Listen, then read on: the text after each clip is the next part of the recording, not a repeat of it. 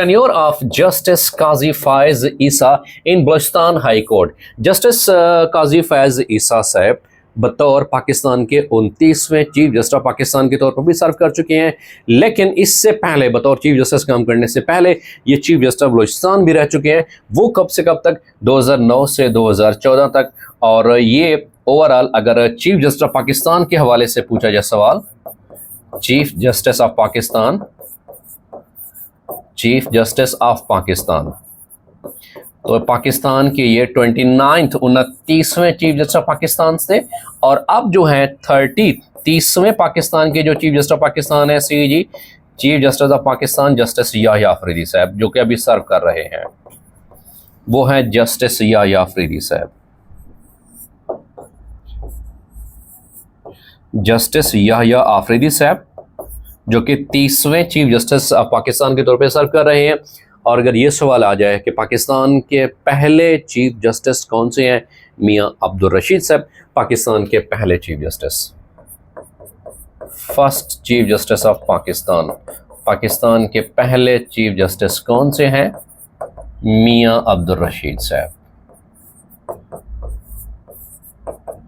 मियां अब्दुल रशीद साहब पाकिस्तान के पहले चीफ जस्टिस ऑफ पाकिस्तान है। और पाकिस्तान के मौजूदा चीफ जस्टिस कौन से हैं?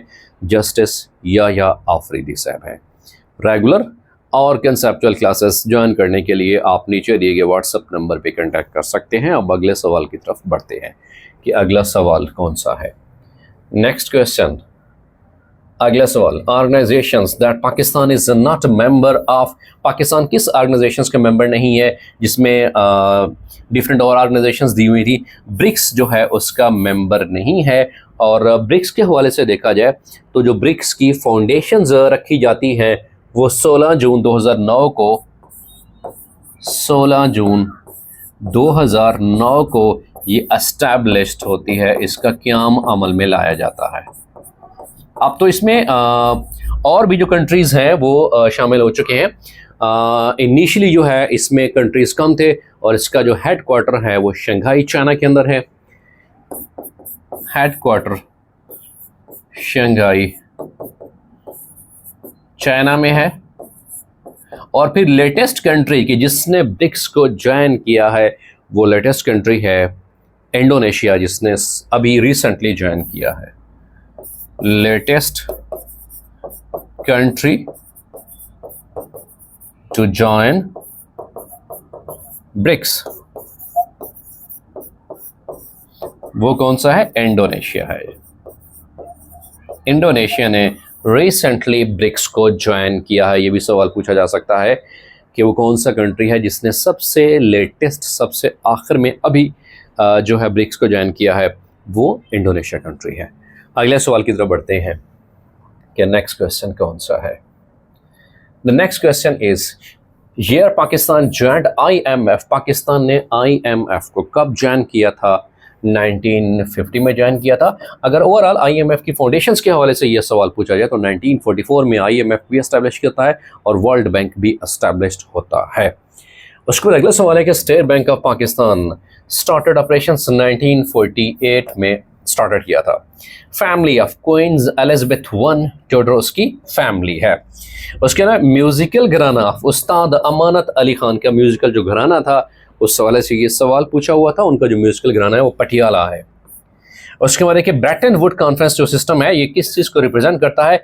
इंटरनेशनल मॉनेटरी सिस्टम को रिप्रेजेंट करता है। रेगुलेटरी भी ऑप्शन आया हुआ था but the correct option is international monetary system is the correct option. अगला सवाल, birth country of Aristotle, Aristotle कहाँ पैदा हुए? वो ग्रीस के अंदर पैदा हुए थे जी। ईयर इमाम त्रिमजी डाइड 279 इसका राइट ऑप्शन है। US president during world war second जब होती है तो उस वक्त यूएस के प्रेसिडेंट कौन से थे? फ्रैंकलिन रोजवेल्ट से। ग्लोबल ट्रेड वाया पनामा लैक परसेंटेज पूछी हुई थी कि जो पनामा लैक है उससे जो ग्लोबल दुनिया में जितनी भी ट्रेड होती है तो उसमें जो पनामा कैनाल है उसका शेयर कितना होता है? ग्लोबल ट्रेड में 5% उसका राइट ऑप्शन है, उसका शेयर होता है। Birth year of Sheikh Ahmad Sirhindi 1564 उसका राइट ऑप्शन है।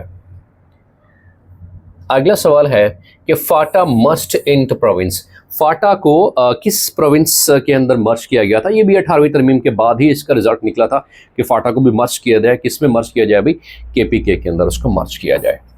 उसके बाद देखिए अल्टरनेट नेम ऑफ K2 का अल्टरनेट दूसरा नाम गॉडविन ऑस्टन भी है, इसको कहा जाता है। ये दुनिया की दूसरी बुलंद चौथी है। हिंदू का Pamir plateau meet at north पूछा, जो ऑप्शन आ रहा है साउथ, नॉर्थ, ईस्ट, वेस्ट, तो ये नॉर्थ जो साइड बनती है वहां पे ये एक दूसरे से मिलते हैं। So right option is north. Phander and Shandur are the part of ये GB, गिलगित बल्तिस्तान के ये पार्ट हैं, गिलगित बल्तिस्तान का ये हिस्सा है। पाकिस्तान टोटल बजट आउटलेट 2024 2024-25 का जो पाकिस्तान का बजट है वो ट्रिलियंस में कितना है, वो 18.87 ट्रिलियन है। करंट अफेयर के हवाले से यह सवाल पूछा हुआ था। Next question is city known as city of canals, वो किसे कहा जाता है, वो वेनिस को कहा जाता है।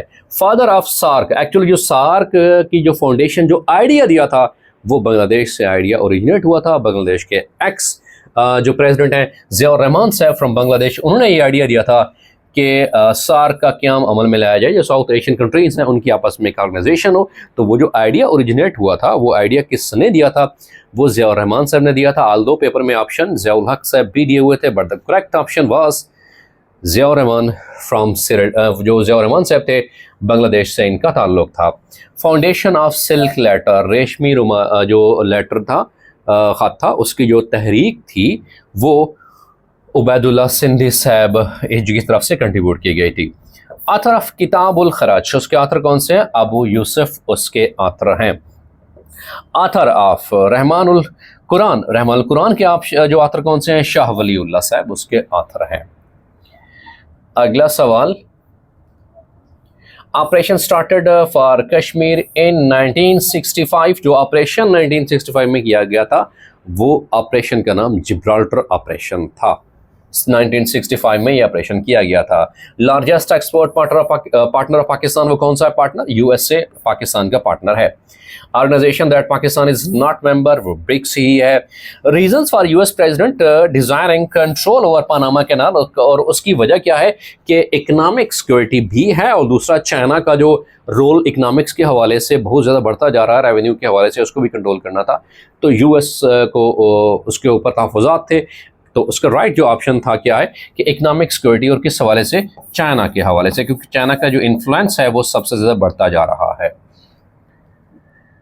अगला सवाल हमारे पास है कि province location of Taj Mahal, Taj Mahal Agra Uttar Pradesh में है।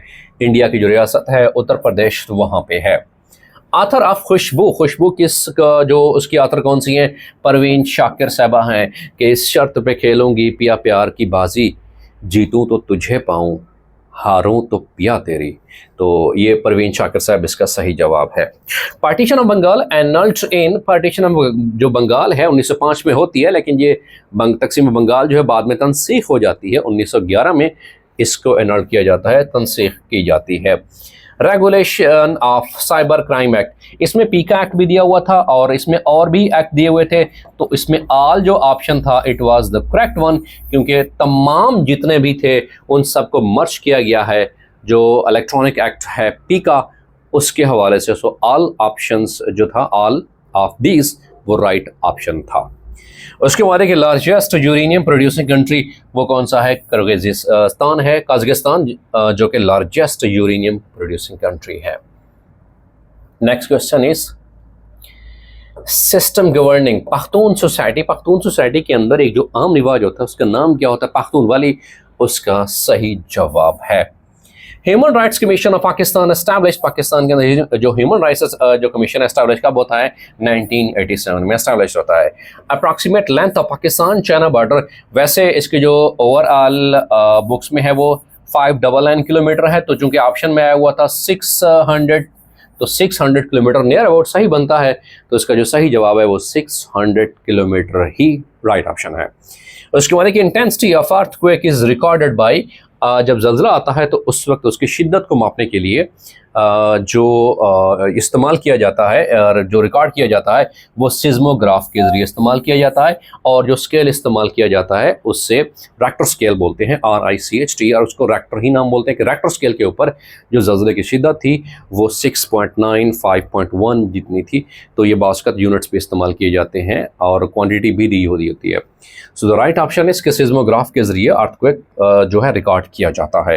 Corporal punishment day is observe, anti corporal punishment के जो जिस्मानी सज़ा है उसको ख़त्म किया जाए। दुनिया में ये डे कब बनाया जाता है एंटी कॉर्पोरल पनिशमेंट के हवाले से, एंटी कॉर्पोरल के हवाले से 30 अप्रैल को ये मनाया जाता है, सेलिब्रेट किया जाता है दुनिया में।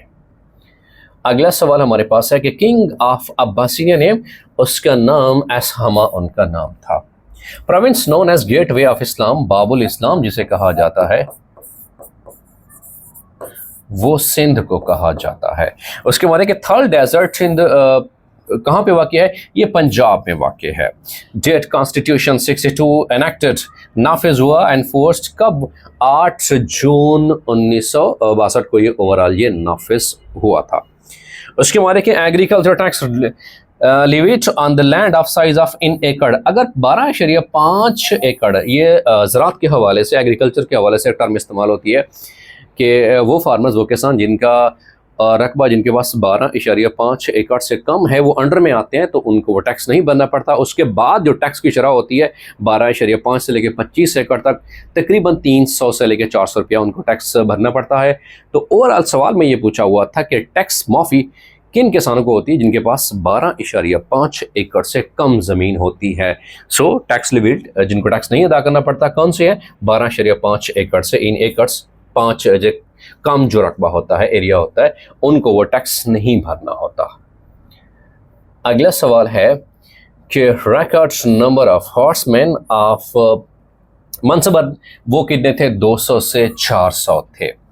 उसके बाद कि leopard can not change it's जो है स्पॉट्स, इसका सही जवाब है अ वाच्ड पॉट नेवर बॉयल्स, एक ऐसा बर्तन जिसको आप देखते रहते हो कि भाई ये कब बॉयल होगा, तो वो देर से बॉयल होता है। मतलब वेट, सब्र, हौसला रखिए। तो ये एक प्रवर्ब के हवाले से ये सवाल पूछा हुआ था कि a watch pot never breaks है, बॉयल्स है, हीट्स है। So the right option is boils, उसका राइट ऑप्शन है। इम्पोर्ट टैक्सेस एग्जाम्पलीफाई वो कौन सा है, वो ट्रेड बैरियर है।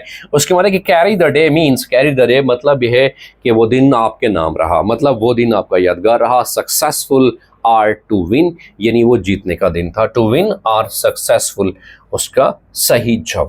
सिनोनिम ऑफ एवोकेशन, उसका सिनोनिम कौन सा है, वो हॉबी, मशगला। सिनोनिम ऑफ एंटाइस कौन सा है, वो ल्योर है। उसके बाद एंटोनिम ऑफ मॉडेस्ट, मॉडेस्ट कहते हैं आजस को, उसका एंटोनिम क्या होता है, कंसिडर्ड होता है। पैसिव वॉइस, पैसिव नरेशन, जो नरेशन था, narration of she said let me do my work, ये बेसिकली लेट जो है यहाँ पे रिक्वेस्ट के हवाले से इस्तेमाल किया जा रहा है। तो जो रिक्वेस्ट वाले सेंटेंसेस होते हैं, लेट वाले सेंटेंसेस, वहाँ पे हम क्या इस्तेमाल करते हैं, रिक्वेस्टेड करते हैं। आल्दो यहाँ पे सजेशन भी दी जा सकती है, let us go for a walk, लेकिन चूंकि यहाँ पे रिक्वेस्ट के हवाले से बात की गई थी शी, तो उसने क्या करना है, शी रिक्वेस्टेड, और कमास खत्म करने के लिए जो इंपैरेटिव सेंटेंसेस होते हैं वहाँ टू लगाते हैं, इसीलिए शी रिक्वेस्टेड, कमास खत्म करने के लिए टू लगाया गया है।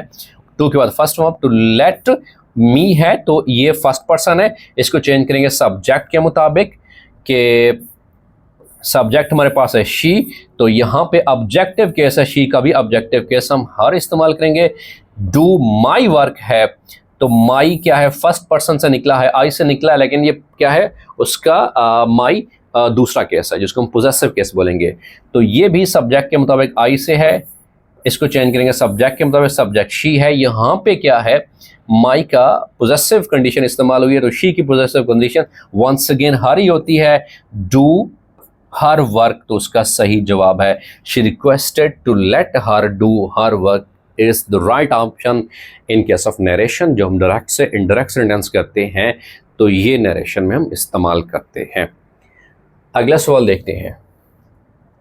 Next question is meaning of idioms, carry the day, उसका मीनिंग क्या होता है, गेट सक्सेस। उसके बाद देखिए एनालॉजी दिया गया था कि डीवा ओपेरा है, जैसे कि थेस्पियन क्या होता है, प्ले के लिए होता है जी। Choose subject in the sentence, I helped a beggar on the road. तो उसमें आई क्या है, फर्स्ट है, ये सब्जेक्ट मीन फाइल, काम करने वाला, तो ये इसमें आई एज अ सब्जेक्ट के तौर पे काम कर रहा है। Although it's a pronoun as well, so subject कोई भी हो सकता है, वो कि नाउन भी हो सकता है, प्रोनाउन भी हो सकता है, it's combination of different nouns भी हो सकते हैं। उसके बाद देखिए correction for sentences, many a man was were, so many a man was इसका सही जवाब है। अगर ये रूल इंग्लिश के वाले से देखा जाए, वन ऑफ के बाद प्लूरल नाउन आएगा लेकिन सिंगुलर वर्ब इस्तेमाल होता है। उसकी example, one of the students is coming. क्यों? अब रूल ये कहता है रेस्पेक्टेड स्टूडेंट्स कि वन ऑफ जब भी आ जाए उसके बाद नाउन क्या होगा, प्लूरल। सो स्टूडेंट्स क्या है, प्लूरल है, बट सब जो हमारे पास वर्ब इस्तेमाल होगा singular verb, is coming. So this is the right sequence. और इसी तरह से कि ईदर आर और नीदर नार के हवाले से भी जो सब्जेक्ट वर्ब एग्रीमेंट के रूल हैं कि अगर दोनों सब्जेक्ट सिंगुलर हैं तो आप वर्ब भी सिंगुलर इस्तेमाल करो, और अगर दोनों में से कोई एक भी सिंगुलर प्लूरल है तो वर्ब अपने करीब तरीन फाइल यानी दूसरे सब्जेक्ट के मुताबिक ही इस्तेमाल होगा। उसकी भी मैं एग्जांपल देता हूं कि either the principal or students coming. अब इज या आर, देखो मैंने पहले आपको बताया है कि ईदर आर या नीदर नार से जब भी दो डिफरेंट सब्जेक्ट्स अटैच होते हैं, अगर तो वो सिंगुलर हैं, वाहिद हैं, तो वर्ब भी सिंगुलर इस्तेमाल होगा। लेकिन दो डिफरेंट प्रोनाउन हैं, जैसे यहाँ पे प्रिंसिपल सिंगुलर है बट स्टूडेंट्स क्या है, प्लूरल है, तो फिर हमें क्या इस्तेमाल करना पड़ेगा? रूल ये कहता है कि जो दूसरा सब्जेक्ट है, जो दूसरा नाउन है, उसके मुताबिक इस्तेमाल करो। अब मेरे पास ये प्रिंसिपल क्या है, ये N1 या इसको मैं S1 भी कह सकता हूँ, नाउन 1 सब्जेक्ट 1, और ये क्या है स्टूडेंट्स N2 और सब्जेक्ट 2। अब सब्जेक्ट 2 के मुताबिक हम वर्ब इस्तेमाल करेंगे, स्टूडेंट्स प्लूरल है तो इसीलिए मैंने क्या इस्तेमाल करना है, आर इस्तेमाल करना है। इसके बरक्स अगर यहाँ पे प्रिंसिपल्स होता और वहाँ पे स्टूडेंट होता तो फिर मैं क्या लगाता, डेफिनेटली इज ही लगाता, तो उसका सही जवाब है। उसके बाद कि करेक्शन ऑफ सेंटेंसेस में था ही अटैक्ड टू मी, तो याद रखिएगा अटैक के साथ कोई प्रेपोजिशन इस्तेमाल नहीं होती, ये इंग्लिश का रूल है। So he attacked me is the right option. इसके साथ अटैक के साथ कोई प्रेपोजिशन इस्तेमाल नहीं होती रिस्पेक्टेड स्टूडेंट्स। अगला सवाल हमारे पास है कि बैटल इन्वॉल्विंग होली प्रॉफिट, वो जंग जिसमें आप सल्लल्लाहु अलैहि वसल्लम ने बसाते खुद शिरकत की हो, तो उस जंग को क्या नाम देते हैं? गुज़वा, उस जंग को नाम देते हैं।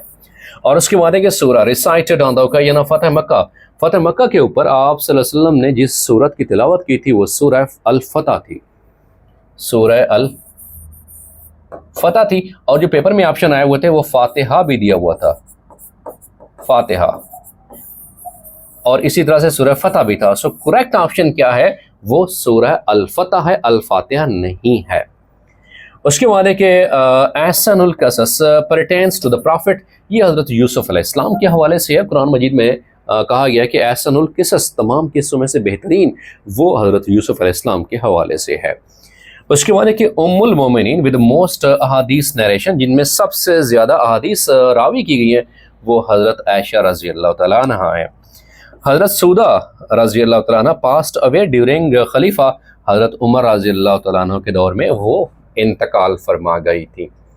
अगला सवाल हमारे पास है, that is duration of Meccan period of, जो मक्का पीरियड है वो कितना है, वो 13 साल। उसका सही जवाब है बनी Israel settled in Egypt during which profits periods, हज़रत यूसुफ अलैहिस्सलाम साहब के दौर में।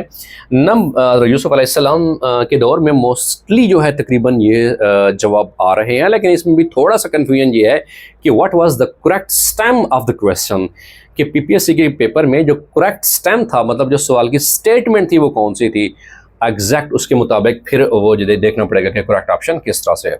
बारकैफ number of messengers mentioned in the Quran, Quran Majeed में जितने का जो अंबिया कराम है उनका जिक्र जो किया गया है, तो ऑप्शन में 37 भी था, 41 भी था, और भी ऑप्शंस थे, लेकिन 25 ऑप्शन नहीं था, जो करेक्ट ऑप्शन था तकरीबन 25-23 वो करेक्ट ऑप्शन नहीं था, इसी वजह से नन ऑफ दीज, उसमें से कोई भी ऑप्शन ठीक नहीं था, सो नन ऑफ दीज को ही राइट ऑप्शन माना जाता है जी।